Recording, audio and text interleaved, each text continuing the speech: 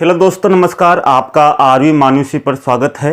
आज आपको जो बताऊंगा वो चुपचाप आप सभी को करना है, यानी कि अब आपके पास बहुत कम दिन है और इस बार आपका सिलेक्शन होना ही चाहिए। जैसा कि मैं आपको बता दूं कि आपने लगभग मान लेते हैं कि आपने सभी ने 21, 22, 23 दिसंबर का जीके का पेपर दिया होगा और आपने ये भी देख लिया होगा कि आपके कितने परसेंट सही थे। लेकिन वो कितने परसेंट सही थे ये हमें उससे कोई मतलब नहीं है, यानी कि अब आपकी रणनीति क्या होगी, आपको कितने मार्क्स बढ़ाने होंगे और किस तरह से आप मार्क्स बढ़ा सकते हैं। क्या आपकी पढ़ाई सही दिशा में है या गलत दिशा में है। अगर जैसे मान लीजिए आपने परसेंट सही किए, पिछली बार 74% आपके सही थे, एवरेज मान रहे हैं, यानी कि हो सकता है आपके 50% सही हो, 66 भी हो या फिर आपके 70 भी हो, 80 भी हो, इससे कोई लेना देना नहीं है। मान लीजिए आपने 33 राजस्थान जीके में कुल एवरेज लगभग आपके 33% पूछे जाते हैं, उसमें से 33 में से आपके 28% सही थे, यानी कि उसका एवरेज आता है कि आपके 85%, यानी कि अगर आप 28 में 33 का भाग दोगे तो आपका एवरेज आएगा 85% सही परसेंटेज आपके राजस्थान जीके में। और अर्थव्यवस्था में आपके 4 में से 2% सही थे, यानी कि 50% आपके सही थे। ये आपके एवरेज परसेंट पूछे जाते हैं आपके कुल पेपर में, यानी कि 100 प्रश्नों में से। भूगोल में विश्व भारत में आपके 12% पूछे जाते हैं। 12 प्रश्नों में से मान लीजिए आपके 8% सही थे, यानी कि 66%, या फिर संविधान में आपके 20 में से 13% थे, यानी कि 65%। आपके मनोविज्ञान में 20 में से 16% सही थे, यानी कि 80%। और राजस्थान करंट में आपके 10 में से 7% सही थे, या 70%। यानी कि आप अपने आप देखो, आपके परसेंट पहले देखो कि आपके कितने परसेंट सही थे और अपने वहां के आंकड़े यहां पर रखने की कोशिश करो और फिर आप प्रतिशत निकालो और प्रतिशत निकाल के देखो कि आपके कितने परसेंट बन रहे हैं। जैसा कि अब मैं आपको बता दूं कि आपके यहाँ पर राजस्थान जीके में 85% बन रहे हैं या फिर आपके मनोविज्ञान में 80% बन रहे हैं। हो सकता है आपके कम हो या ज्यादा हो, तो लगभग आपके हैं। अब यहाँ पर अर्थव्यवस्था में आपके 50% बन रहे हैं और इधर 65% बन रहे हैं। तो आप एक बात ध्यान रखना कि आप किसी भी विषय में आप 100% आप सही नहीं कर सकते, यानी कि आप 33 में से 33% आप राजस्थान जीके में सही नहीं कर पाओगे। यानी कि 2-4 क्वेश्चन ऐसे देगा, क्योंकि एग्जामिनर प्रत्येक विषय का एग्जामिनर सेट करने वाला अलग अलग होता है। जो आपके 100 क्वेश्चन बनेंगे वो 100 क्वेश्चन को एक व्यक्ति नहीं बनाएगा, उसके लिए राजस्थान जीके का अलग होगा, अर्थव्यवस्था वाला अलग होगा, भूगोल वाला अलग होगा। तो प्रत्येक एग्जामिनर ऐसा बनाएगा कि आपके 70% जो क्वेश्चन रहेंगे या 60% क्वेश्चन रहेंगे वो आपके सिंपल रहेंगे, उसके बाद में 20% आपके थोड़ा डिफिकल्ट रहेंगे, उसके बाद में 10% और डिफिकल्ट रहेंगे और 10% आपके बिल्कुल ऐसे रहेंगे, बिल्कुल नवीन, जो आपको आएंगे नहीं। यानी कि अगर आपके 33% राजस्थान जीके से पूछेगा तो उसमें 1-2% ऐसे रहेंगे जो आपने कभी पढ़े ही नहीं, यानी कि पहली बार पढ़े हो। तो आप उम्मीद ये मानिए कि आपके 100 में से 100%, यानी कि आपके 33 में से 33% आप नहीं कर पाओगे।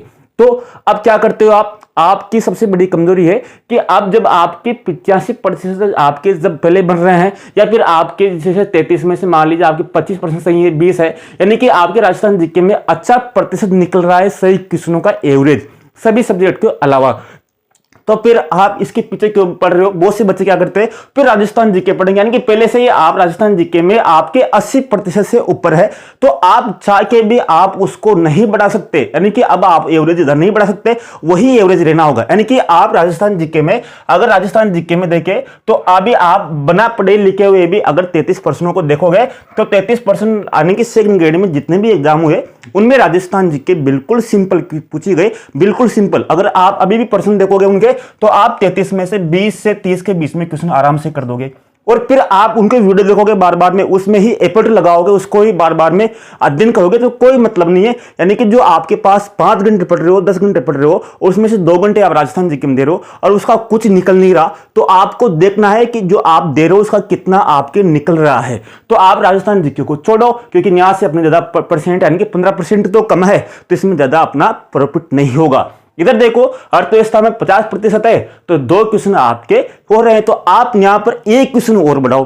अगर आप एक क्वेश्चन और बढ़ता है यहाँ पर 4 में से 3 सही करते हो तो डायरेक्टर आपके 75% पर गाड़ी जाती है और आप बहुत आगे निकल जाते हो। यहाँ आपके बढ़ाने की फुल चांस है, क्योंकि आप प्रत्येक सब्जेक्ट में लगभग 75% क्वेश्चन तो आराम से ही कर सकते हो। तो जहां पर आपका परसेंट कम आ रहा है उस विषय पर आपको जोर देना है, न कि जैसे आप जिसमें पारंगत हो और जिसमें परसेंट अच्छा आ रहा है और उसी में आप वापस लगे हुए हो, तो आपकी सबसे बड़ी बेवकूफी है ना। यानी कि अगर अब देखो आपके राजस्थान जीके में 28 हुए, अर्थव्यवस्था में 2 हुए, भूगोल में 8 हुए, इसमें संविधान में 13 हुए, मनोविज्ञान में 16 हुए, या राजस्थान करंट अफेयर में 7 हुए। टोटल योग कितना आ रहा है आपके 74% आपके सही है, बिल्कुल 100 में से पर्याप्त है। और ज्यादा भी कर सकते हो। और आपके कितने परसेंट सही हो रहे हैं, आपके 50 हो रहे हैं, 60 हो रहे हैं, तो आप देखो कि 50-60% अपने सही हुए तो उनका देखो कि किसमें से कितना एवरेज आया, कितना परसेंट हुआ। अभी आपके पास समय है तो उसमें सुधार करो।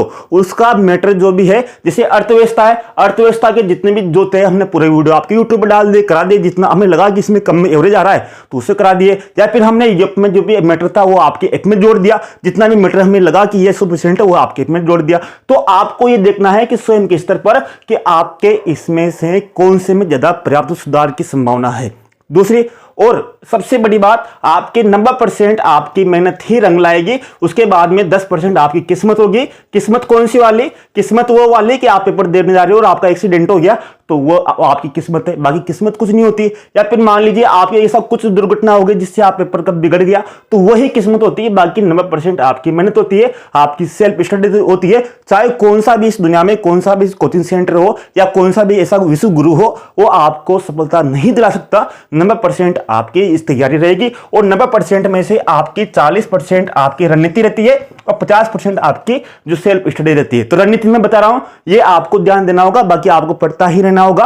और जो मेरे से होगा मैं आपके लिए करता रहूंगा। घबराइए नहीं, आपका भाई आपके साथ हमेशा खड़ा रहेगा। धन्यवाद, नमस्कार, जय हिंद।